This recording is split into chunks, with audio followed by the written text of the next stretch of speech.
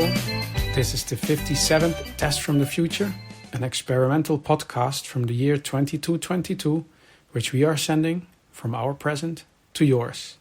My name is Dirk. And my name is Simon. And we're putting the past in podcast. I'm looking forward to a nice bit of relaxed episode recording with you. Mm-hmm. Stuff's been tough at work, or?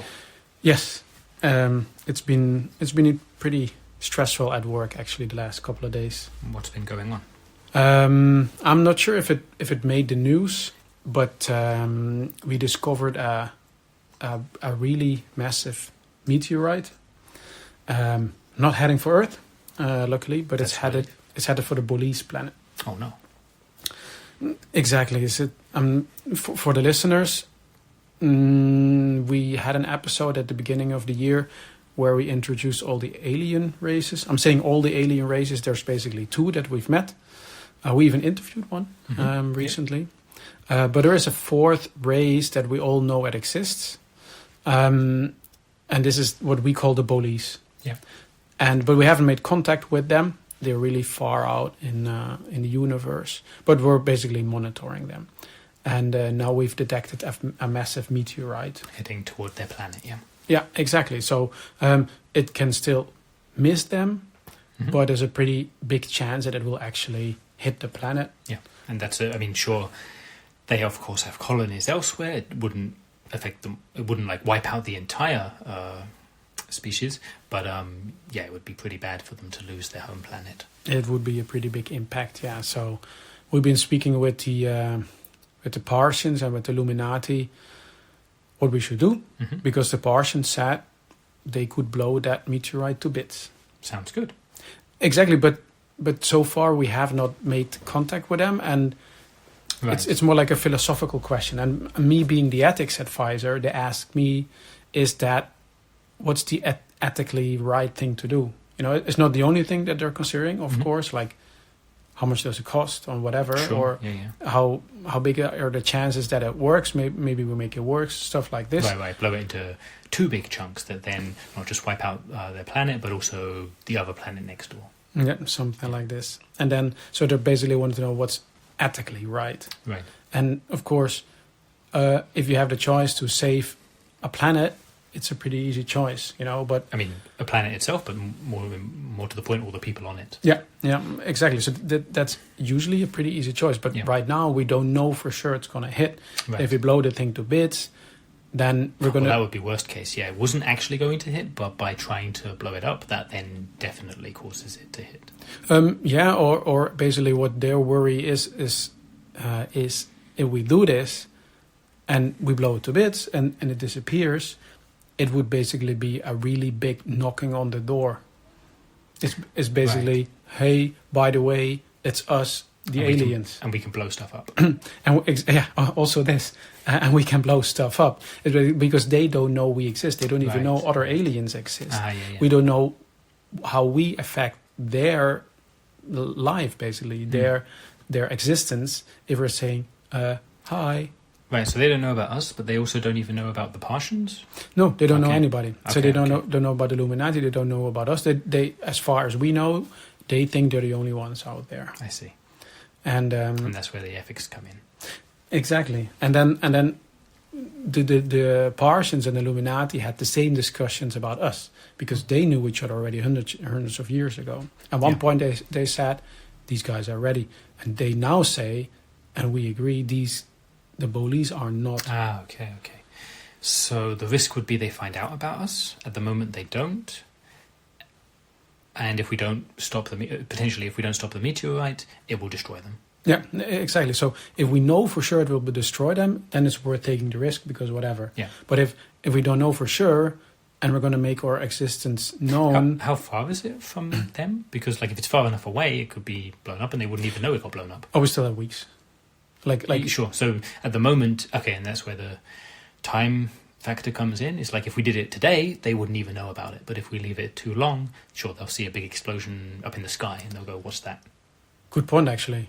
It would... the longer it takes to decide, the more likely it is they find out about us.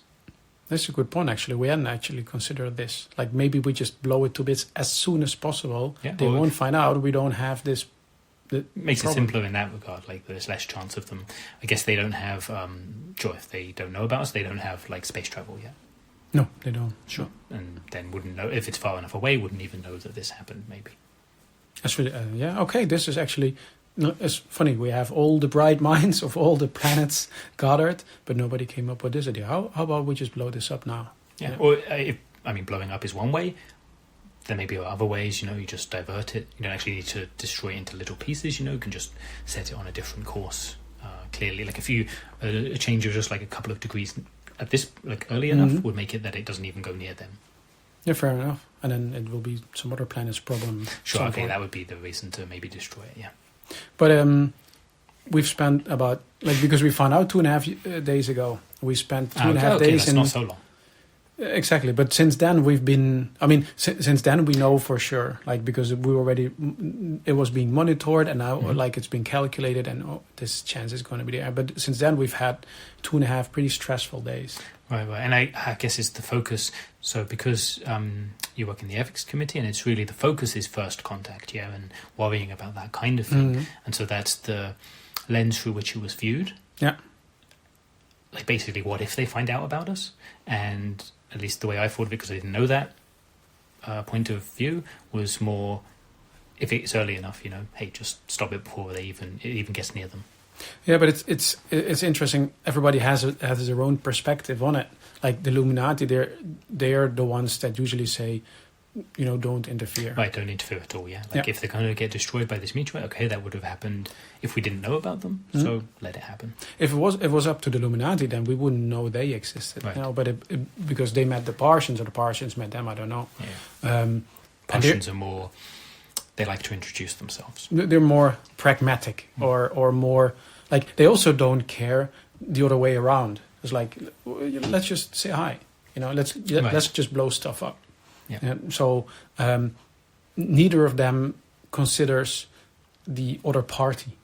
Like the Illuminati think, they say, we don't care, let's not interfere. And the Parsians say, we don't care, let's blow stuff up. Or blow stuff up, say hi or whatever. And we put ourselves in the position of the other planet, and we take the ethics perspective. But nobody takes your pragmatic view is let's just get it over with. And don't leave it too long where it becomes such a problem. I'll pass that on. Let me write this down so I don't forget. Okay, but then I'm glad I could help. We have an email that I wanted to. So I shall read it because it leads into then something we'd like to talk about. Smart. So this is an email from Anna Edwards, and she writes, "Hey guys, don't take this the wrong way, but for a tech talk, you don't really talk much tech. As an engineer, I'd love to learn a little more about the specifications of the devices you're discussing. Who knows, maybe I'll be able to replicate them. Cheers, Anna." So I just thought of it for you. So she's saying she can replicate them. Don't replicate them, Anna. You're messing with the timeline.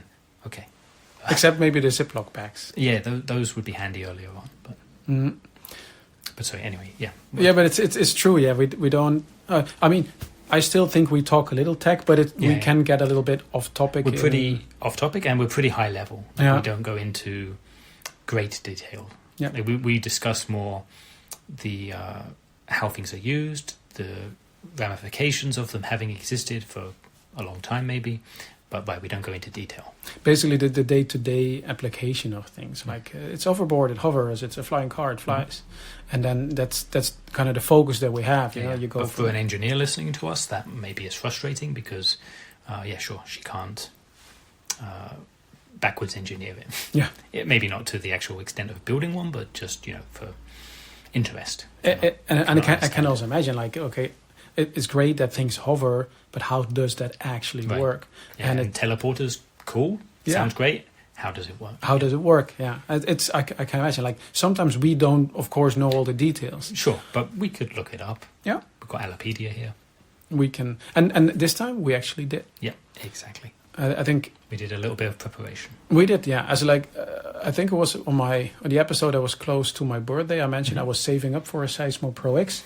I still have a long way to go, but we thought, how about we take that specific device and then really talk the technical details. So maybe Anna Attors and other engineers. I mean, replicating, I would be super impressed. Sure, because they maybe don't even have the capacity to build whatever's necessary, but that they could at least understand theoretically what's necessary. Yeah. So we got the, well, how would you call it? The manual, the specifications, I guess like the brochure. Yeah. I mean, so we took a few sources, yeah, like the marketing material from the company that makes the Seismo Pro-X, but also we looked on Alapedia, for a bit more general information, like, because it's been around a long time now, so, Yeah. Stuff like that. Browse through all kinds of documentation, manuals, and whatever, and we got a lot of stuff, and you can get carried away easily. Sure, we don't want to literally read the Alapedia article; that would be pretty boring. So. But we basically highlighted a few things where we thought, okay, let's that just summarize different aspects of the Seismo Pro-X that maybe makes it a little bit more interesting for the engineers listening. Yeah. Sure, let me read the first, let me talk about the first one. Yeah, I mean, we have notes, yeah, but anyways. So, I guess there's a little reading involved. The Seismo Pro-X controls the movement of electrons by switching or amplifying electronic signals, letting you control current moving through a circuit board. Well, that's pretty clear, I guess. Yeah, I think so. I mean, there's some of this stuff is basic. Yeah, right. Like it's. I mean, I read that. I read it in my reading voice. Because sure, it's so basic. But okay, people in the past don't know this basic stuff. We need to put it down in podcast form. Yeah, totally. But I guess also depending on how much you know or how little you know, sometimes it's like this is obvious or this doesn't say enough or I'm already lost. But yeah. We won't. Right, we'll tell you more about it. We shan't stop for every item from now on, yeah. But we just wanted to explain that up front. Shall I go? Let's go on. Okay, so it's by adding impurities to the insulator, germanium, through doping, the element changes into a semiconductor, allowing electrical conductivity in varying degrees. That's right. And the premium NEFF inverter allows the Seismo Pro-X to continuously reduce power. Yeah. So I guess that's it. Of course, it really depends on which part of the device we're talking about, and also how is it powered, the different application that it has. It is just basically building on top of. Right, and what you're using it for on that particular occasion. Yeah. Okay, so the next bit, so this should be enough to slowly start piecing the thing together. Yeah. The fact that the virtual cloud Seismo technology can be provisioned or scaled down with only a few segmenters is a major reason for shifting. So in most interactions, the software-defined networking, or the SDN as they often call it, manages the traffic flows, and the SNL-AAS offerings hosted on private and public clouds allow the whole new system environment. So that's kind of that's a really cool aspect. Yeah, I think USP is maybe a little bit unique selling point. You mean? Or? Yeah.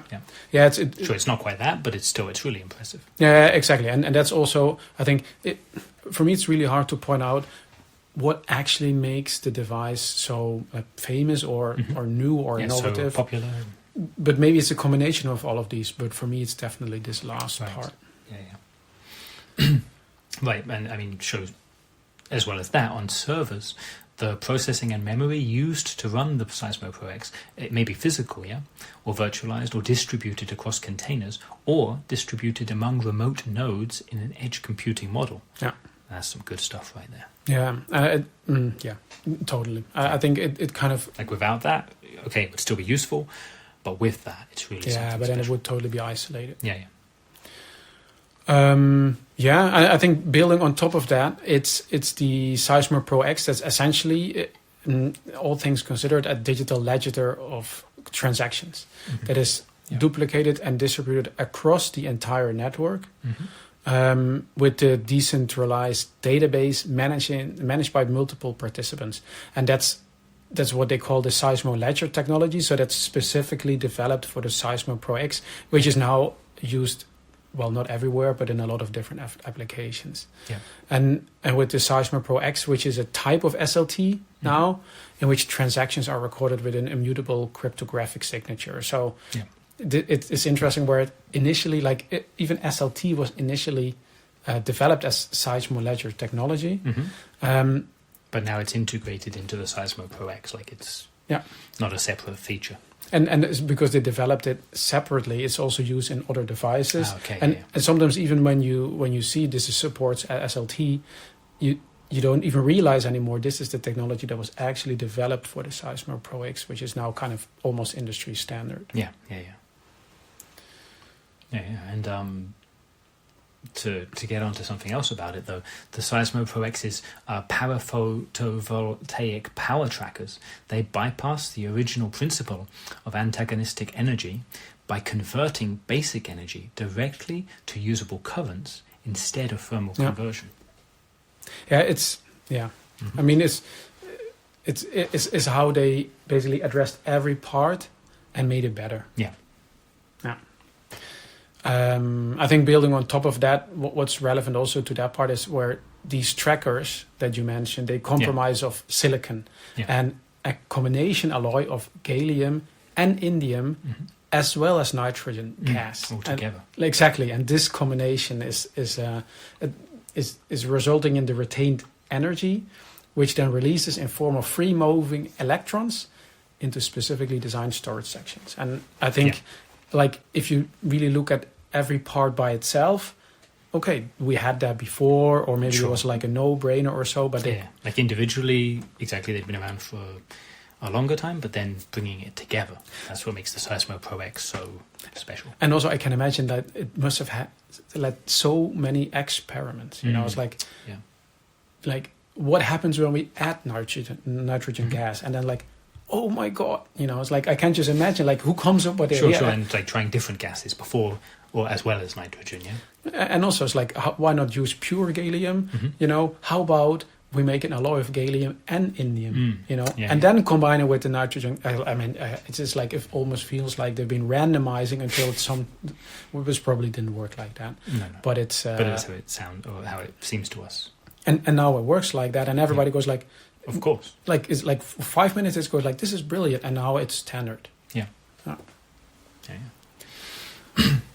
And then another point is that at the center of the Seismo Pro-X lies the U-235 core, and this is produced through slurry at an in-situ leaching facilities, after which it's processed in conversion and enrichment facilities, which increases the level of U-235 to 3 to 5% for commercial use, as well as for fuel pellets and fuel rods. Yeah, I think that was the bit where I think when the Seismo Pro-X was first introduced, people were uncomfortable isn't the right word, but this was basically... They were worried, yeah? Yeah, because this was innovation to a point where people go is this the right direction to go? Or Sure. And is this even something anyone wants? Yeah. And you can... Of course, you can put your questions behind it, but I think with every innovation or any new invention, if it's actually a bad idea, it won't take hold. Right. Yeah. It won't last. Yeah. Or exactly. It will disappear again. So it's basically you let the masses decide, you know, and then also the market. Exactly. And as time goes by, okay, you know, you will find out, was this right, and then we can also always take a U-turn, because I think that comes up to the last big part that we highlighted. Related to the core that we're just talking about, it's surrounded by sand and gravel particles. So, which means the core is permanently exposed to a solution with a pH that has been elevated slightly by using oxygen, carbon dioxide, or caustic soda. So, which means the core is kept cool through heap leaching, which then involves spraying an acidic liquid solution onto piles of crushed core, crushed ore, and I think that wasn't originally the plan. But they add that after like the first iterations. Yeah, And when it became clear that it would greatly improve things. yeah, and of course I haven't actually built a Seismo Pro-X myself, but as far as I understand it, this is the part that answered a lot of worries is exaggerated, but a lot of questions that people had. Yeah. Is this right? Especially considering the bit that we spoke about before, and then especially with this surround solution that I just mentioned. That kind of does it. Yeah, that's right. Yeah. So hopefully, Anna, that was the kind of stuff you were hoping for. yeah, this should make things It's way more technical detail than we usually go into. Yeah, and I hope this makes it a whole lot more clearer to you. Yeah. And definitely. And right, you had mentioned the Seismo Pro-X before, but now really people should have a much clearer idea about it. And hopefully understand why I'm saving up for one. Of course. And as Anna mentioned, maybe we don't do a lot of tech talk while we're talking tech. We did now, where we went into a whole lot more details. Let us know if you like this. Because we can definitely do more of this. If that's the kind of thing people want more of, we can do more of it. This it wasn't intentional, but like this is a nice edge way into letting us know. So how can people let us know? Sure, yeah. We didn't mention that. Sometimes we mention it at the start. Anyway, you people listening to us now, this is the 57th episode, as we mentioned at the start. So if you're hearing this, we'd like to know, because we send these things back in time and we hope that they successfully get there. Email us at michaellasagna5@gmail.com. The email address will be in the show notes if you don't want to type it out. Send us an email with the number 57 in the subject. And that way we'll know that you heard what we've all been speaking about now, and that means this went back in time. Yep, and that our test was successful. Yeah. And as Dirk was just saying, if you liked this type of episode where we go into great detail about technical things, let us know, and sure, the inverse and any other questions you have. Totally. And we did actually get a few more listener questions. We did. Yep. We picked two. Shall I do the first one? Yeah. Well, actually, It's a bunch of questions, yeah. So. Yeah, it's several people asked it, and I wrote down the email, but I didn't write. But not like a person who. Yes, I didn't write down who it was from. But people are wondering. You guys are living in the 23rd century. Yeah, we're living in Germany.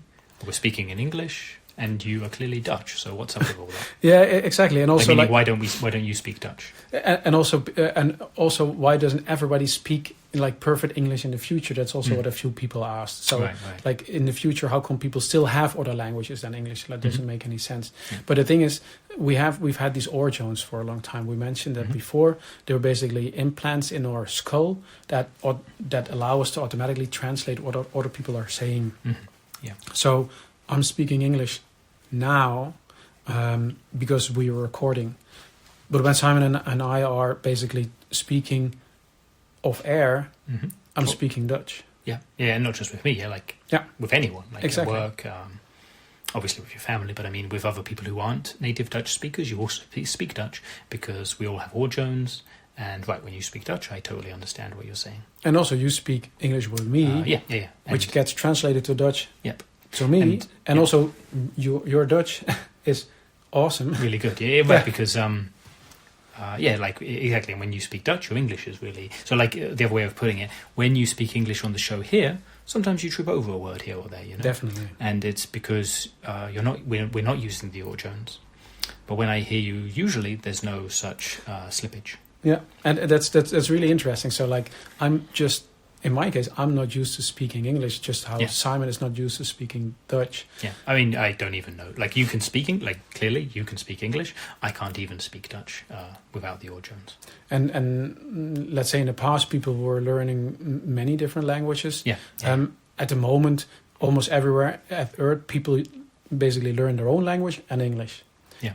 But in reality, almost everybody has orzones. Yeah. So in reality, everybody just speaks. If you're living in, I don't know, somewhere where they speak Maori, you speak Maori, and whoever is listening to you hears that in their own language. Yeah. And there's the thing where, so with your own family, with the people who you live around, of course, you speak Maori or English or Dutch. There's a growing trend of people who use Orjones since birth, where because of that, if you take away the Orjones, they're not actually speaking a real language that anyone else speaks. Oh, really? Yeah, because it's really, the Orjones translates their intent, which it adapts to from the time they start using it, basically since they're born. Mm-hmm. So there is not, so if the Orjones were to go away completely, we'd be in trouble. Okay. But that's really a new development, because exactly for most of the time, with people you grew up with, you don't actually use the Orjones. It's more that when you go to university, that you meet people from other cultures who speak different languages, and then you go out into the wider world, then it becomes more important, but especially as a child, for the most part, you don't need it. Nice. But it's a thing that could happen going forward, where really, it's an interesting concept, that there is no one real language, or there is no real language. Or rather, a better way of putting it. Everyone has their own unique language, which no one else knows. Like, no one else can actually speak. Then it's actually smart that we still get taught English. Because, Orjones have been around for long and will be around forever. And if there's a big power cut for many months, it would be good for... Exactly, it would be good for us to also be able to speak without that. It's like how we still walk despite that we have teleporters, Just in case the teleporters break down, we can still walk somewhere. Mm-hmm. As well as for leisure, but as a backup. And we even picked another listener email. Right, sorry, we went on that for a while there. Next, there's several questions, actually 3 questions, from Jennifer. So I'll just read the email here. I have received and listened to all your episodes from the future since test 29. Nice. Very nice. Long-term listener. Here are a couple of questions for you about the future in general and not specific to any episode. So I guess we can read the questions and answer each question in turn, Yep. So the first question, your top tech companies list did not include Google. What happened to them? Don't know. Never heard of it. They're definitely not a top tech company in our time. Right. That definitely. Like, we didn't mention them. But in addition, I've never even heard of Google. Doesn't. I'm not sure if we're pronouncing it doesn't even right. sound like a real word, Like, maybe she means Goggle, but I don't know. Goggle. It could be a typo, if the second O should be a G, but okay, there isn't. There also is not a company called Goggle. So. No. Or maybe it's Google and we're pronouncing it wrong. Google? Sure, Googler or Go Ogle, maybe. Anyway, in answer to your question, Jen, didn't include it in the list because we don't even know what it is. It doesn't exist anymore. We looked on Alapedia. Yeah, exactly. We searched for it on Alapedia and it's not even on there. No. So, if they are big in your time, they're not going to be around for long. They're not going to be super big because otherwise they would have made it. Like anything that was relevant at any point is on Alapedia. Yeah, and Alapedia has been around a really long time. Maybe Google made ghetto blasters. We don't have ghetto blasters does begin anymore. with a G, that's true. Google ghetto blasters. Mm-hmm. You could, Jen or Jennifer or anyone else in the past, you can of course let us know more about Google. Maybe there's a reason we should know about them. Yeah. But at the moment we don't. Or maybe we know them under another name. Maybe they could have rebranded. Maybe they're what we now call face plant. I know they've been around for a long time. Okay, right, but right. And if that change was so long ago that it's not even mentioned either on their own, in their own materials or on Alapedia, which is why we don't find them on Alapedia because for so long they're called something different. Yeah, okay. Possible.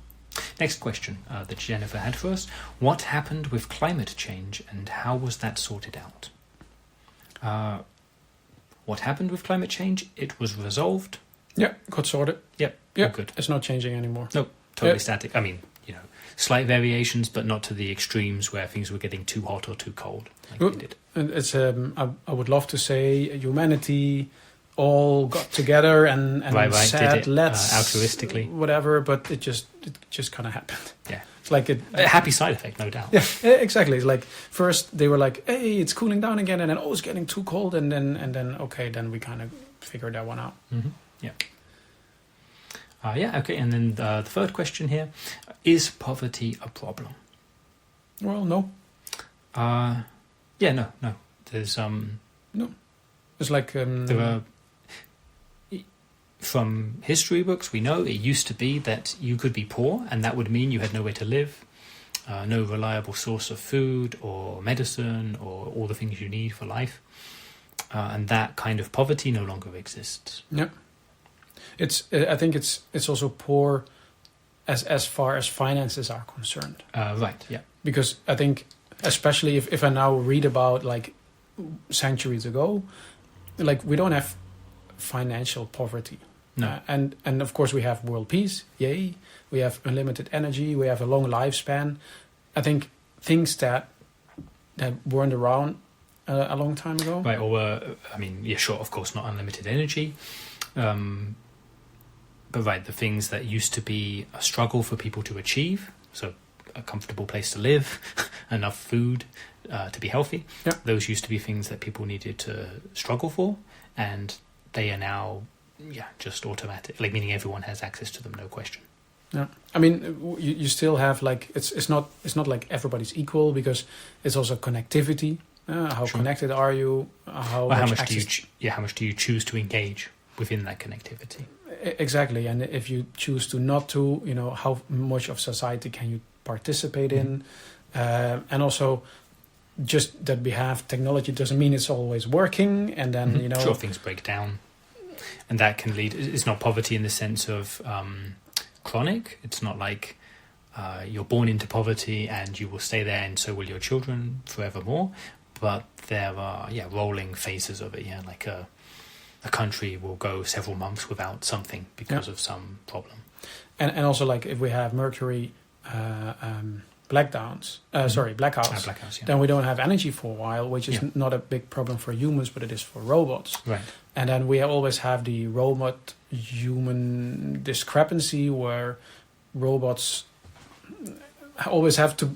A lot of robots still have this minority complex, while they are better than humans in every possible way, except maybe one. Where on the other way around, humans tend to have minority complexes towards robots because of exactly that. Yeah. And then the other way, right? The robots, for example, can be so much stronger, so much faster, can live places which we can't even live. And then we rely on technology, where then suddenly that doesn't work, like the ore zones that we mentioned before. Like, okay, we've had that technology for such a long time, we don't know anymore how it works to live without it. So right. Like we know in the abstract, and of course we can switch it off for a moment, but we don't know what what our society would be like if it went away for good. Exactly, but it's that's that's a different type. Maybe poverty isn't even really the word for it. Yeah, but it's like, I think, like, if poverty is a problem, not really. Like, financially fine, we have other problems. Yeah, and people are maybe sometimes you'll miss something for a few weeks, whatever, but it's going to come back. Yeah. Okay. And that was it. So thank you, Jennifer. Hope we answered your questions satisfactorily. Yeah, and otherwise, just ask more questions. Okay. I would say that's it for this week. We already mentioned how people can get in touch, so that's it. Then thank you for listening, and see you in 200 years. Bye.